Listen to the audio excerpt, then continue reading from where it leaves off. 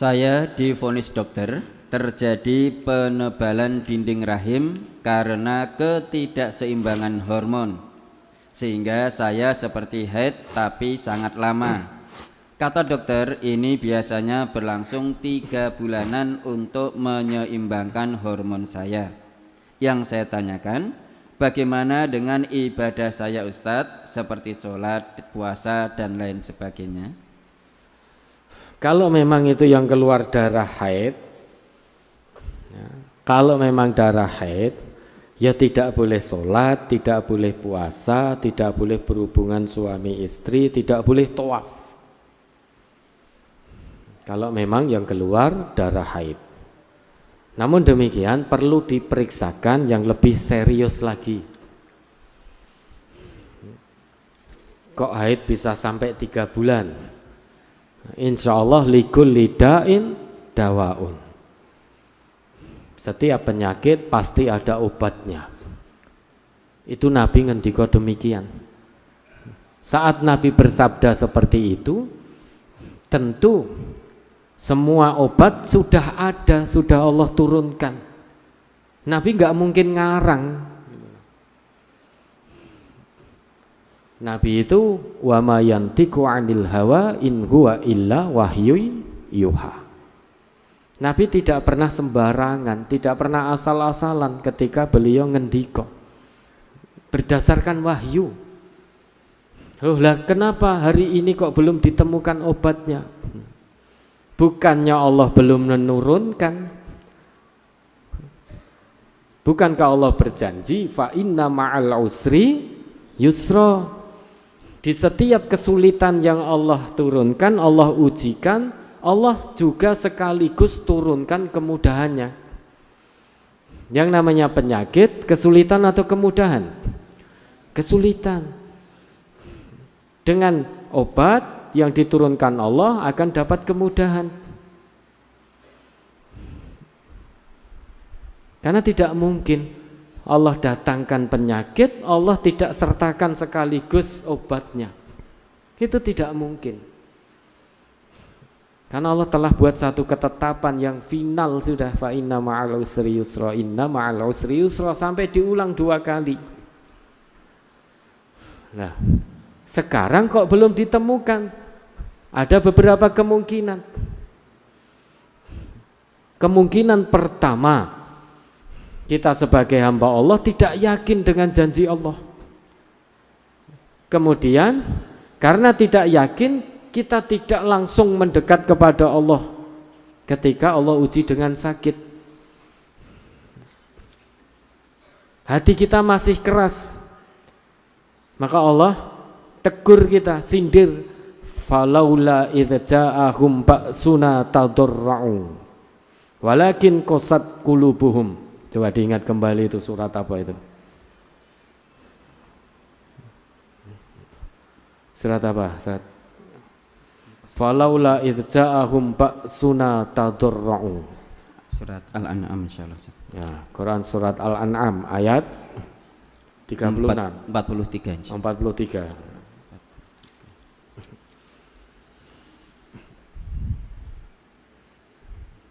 Falaula id ja'ahum ba'suna tadarra'u walakin qasat qulubuhum wa zayyana lahumusy syaitanu ma kanu ya'malun. Maka mengapa mereka tidak memohon kepada Allah dengan tunduk merendahkan diri ketika datang siksaan kami kepada mereka?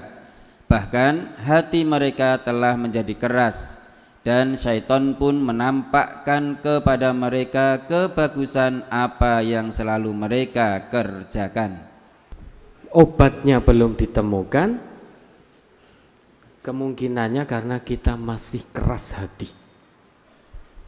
Ketika Allah uji sakit, kita tidak cari Allah langsung, tidak lebih dekat kepada Allah, tidak bersimpuh kepada Allah. Falaula idz ja'ahum ba'suna tadarra'u walakin qasat qulubuhum wa zayyana lahumusy syaitan ma kanu ya'malun. Maka mengapa mereka tidak memohon kepada Allah dengan tunduk merendahkan diri ketika datang siksaan, ujian kami kepada mereka. Hati mereka telah menjadi keras, sehingga sakit apapun tidak mencari Allah. Padahal yang didahulukan harus Allah dulu, baru kemudian sesudah itu mencari sebab kesembuhan, ikhtiar insaninya. Tapi terima dulu, termasuk datang kepada Allah itu, oh Allah berikan sakit, terima dulu, alhamdulillah Allah masih berkenan menguji saya dengan sakit. Ini berarti Allah hendak menggugurkan dosa-dosaku. Ini berarti imanku masih dinilai oleh Allah. Terbukti Allah masih uji saya dengan sakit. Disyukuri, dinikmati, dan tetap ikhlas, sabar. Kemudian sesudah itu ada usaha. Seperti Nabi Ayub itu, sakit 18 tahun, sakit sangat berat. Kemudian ikhtiar insani, berusaha. Nah, mungkin usaha kita belum maksimal, maka Allah belum tunjukkan pada kita obat yang cocok atau sebab kesembuhan yang cocok. Tetapi bukan berarti obat itu belum Allah turunkan. Sudah diturunkan oleh Allah. Fa inna ma'al usri yusra, inna ma'al usri yusra. Tidak mungkin Allah datangkan kesulitan kok tidak sekaligus Allah berikan keringanannya, turunkan keringanannya. Ya, maka berobat yang maksimal lagi. Dan mohon kepada Allah ya. Ada lagi? Saat ini saya sedang dirawat karena sakit. Saya terus saja memikirkan skenario terburuk tentang bagaimana saya ke depannya dan bagaimana keluarga saya. Bagaimana harus menata hati dan menggantungkan harapan.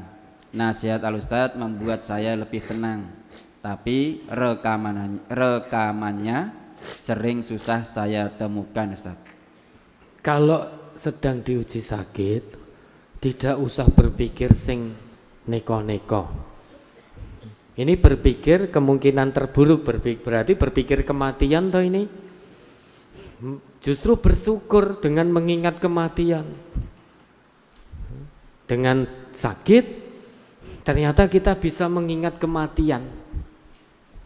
Luar biasa nikmatnya orang yang bisa terus mengingat kematian.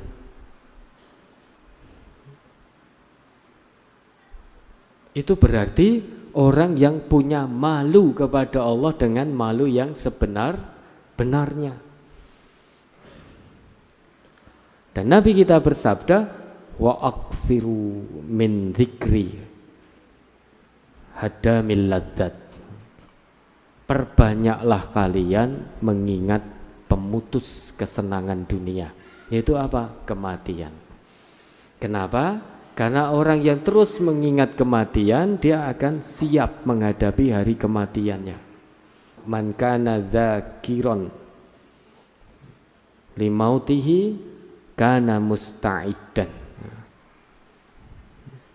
Barang siapa yang senantiasa ingat kematiannya, maka dia akan siap menghadapi hari kematiannya. Jangan takut sakit terus mikir mati. Banyak orang sehat sudah mati duluan. Yang namanya kematian tidak harus sakit dulu. Apa dikira kita yang saat ini Allah masih beri kesehatan tidak bisa mati? Oh, mudah sekali. Kalau ajal sudah ditetapkan, ya sudah, mati kita. Yang perlu kita pikirkan, baik dalam keadaan sehat maupun sakit, la tamutunna illa wa antum muslimun. Ini poin pentingnya. Jangan meninggalkan dunia kecuali dalam keadaan berserah diri sepenuhnya, totalitas kepada Allah. Mau sehat tetap memikirkan kematian, mau sakit lebih memikirkan lagi. Seringkali kita dalam keadaan sehat tidak teringat dengan kematian karena rumangsa jik sehat. Sehingga sering melakukan perbuatan-perbuatan maksiat. Nah, nanti kalau sudah sakit, nah itu hakikatnya Allah sedang mengingatkan kita, kowe nek sehat ra tau eling mati, terus bermaksiat nyotakake lara gen eling. Biar ingat kepadaku, ini Allah Maha Baik. Manusia, hambanya yang beriman diuji dengan sakit itu untuk mengingatkan dirinya kepada Allah. Biar lebih mendekat lagi kepada Allah, mendekat lagi kepada Allah. Diberi sakit untuk digugurkan dosa-dosanya. Diberi sakit untuk ditinggikan derajatnya di sisi Allah kalau dia sabar. Ini teori kebenaran Al-Quran, janji-janji Allah dalam Al-Quran. Tinggal kita imani, kita jalankan. Dan Allah juga ngendika, An-Nisa 79, ma asabaka min hasanatin faminallah wa ma asabaka min sayyi'atin famin nafsik. Mari dibaca lagi. Surat An-Nisa surat ke-4 ayat 79.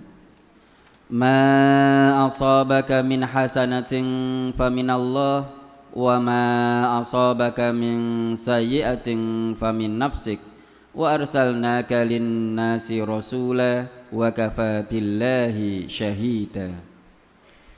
Apa saja nikmat yang kamu peroleh adalah dari Allah, dan apa saja bencana yang menimpamu maka dari kesalahan dirimu sendiri. Kami mengutusmu menjadi rasul kepada segenap manusia, dan cukuplah Allah menjadi saksi. Ma asabaka min hasanatin faminallah. Asaba yusibu, isabah musibah.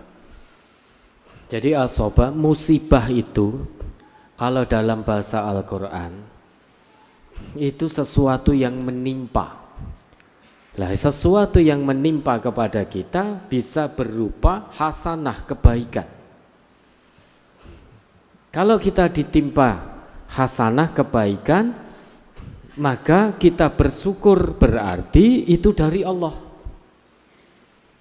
Tapi kalau kita ditimpa kebaikan, mendapatkan nikmat, kita tidak bersyukur, kita sombong, berarti sifat sombong ini famin anfusina, dari diri kita sendiri. Karena Allah melalui Rasulnya atau Allah sendiri yang menegaskan, hamba Allah yang beriman, sehingga ini Allah melalui Rasulnya menetapkan hamba yang beriman jika dia ditimpa kesenangan, syakara fakana khairan lahu. Jalan yang Allah berikan hanya bersyukur. Kalau hamba ini bisa bersyukur, berarti itu dari Allah. Dia memilih cara yang Allah tawarkan. Tapi kalau dengan kenikmatan ternyata dia milih kesombongan, kesombongan itu laisa minallah, bukan dari Allah, tapi min nafsihi, dari dirinya sendiri. Dia tidak milih syukur, malah milih sombong. Maka yang terjadi tidak khairal lahu, menjadi syarral lahu, karena dia sombong, punya pilihan sendiri. Wa in asabathu dharra sabara fakana khairal lahu. Kalau dia ditimpa hal-hal yang tidak menyenangkan, dia memilih cara yang Allah tawarkan, yaitu sabar. Kesabaran itulah dari Allah, cara jalan dari Allah untuk menjadi khairal lahu. Tapi kalau ada orang yang diuji sakit atau hal-hal yang tidak menyenangkan lainnya, kok malah gresulo, tidak sabar, berarti gresulo itu laisa minallah, bukan dari Allah, tapi min nafsihi, pilihannya sendiri. Maka akibatnya buruk. Nah, sekarang ibu sedang diuji sakit, berbahagialah, tetap dalam kesabaran. Berarti melewati waktu demi waktu, setiap detik, menit dan seterusnya, hari demi hari, dengan digugurkan dosa-dosanya oleh Allah. Dan jangan putus semangat, jangan putus asa dari rahmat Allah. Allah telah berikan kabar gembira pada kita, fa idza maridtu fahuwa yashfin. Jika aku sakit, hanya Allah yang maha menyembuhkan. Ini kabar gembira dari Allah. Bisa sembuh di dunia, masih diberi kesempatan hidup oleh Allah, berarti masih diberi kesempatan mengumpulkan bekal sebanyak dan sebaik mungkin. Atau sembuh, sudah tidak merasakan sakit lagi, dipanggil oleh Allah menghadap Allah tanpa dosa, maka semuanya kebaikan. Sehingga tidak usah mikir neko-neko, tawakal saja pada Allah. Mohon pada Allah keputusan yang terbaik. Dan bagi orang Islam, apapun itu keputusan Allah pasti yang terbaik.